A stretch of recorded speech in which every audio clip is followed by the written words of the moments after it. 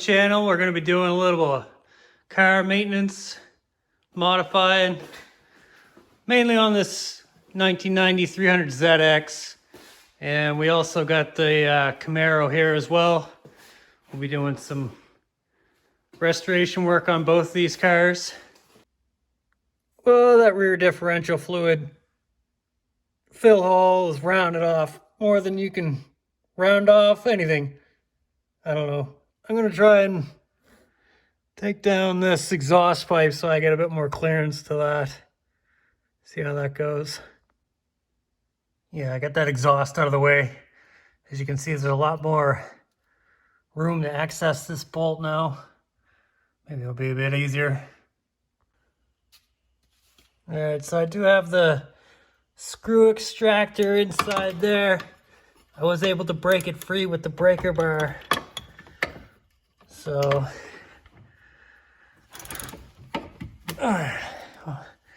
was able to break that free. Let's see if I can get it to turn again. Yes, it's working a bit.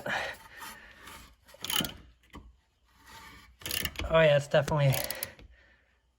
Okay, now we get that spinning. Nice. Nice. All right, so I did manage to break that filler hole free. So next we're gonna do the drain plug, and we're gonna see if there's any fluid in there because it didn't seem like there's much left, to be honest. Just gonna let that run out. It does look a little dirty too, so we'll see how that goes. All right, so we got that drain plug out, let it run. I'd say it was down about a quart.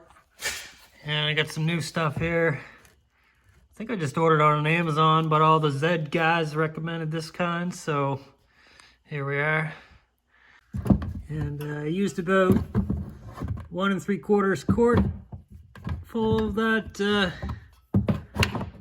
differential fluid.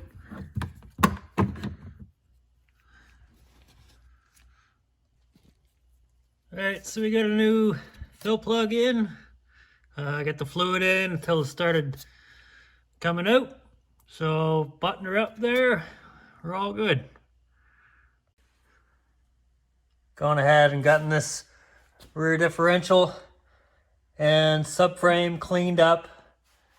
I got the fluid switched out, and I gone ahead and put POR 15 on the subframe. That'll keep it looking decent for a little while longer. Should clean up though. The rest of this paint's cleaning up good, so I'm just gonna keep buffing away.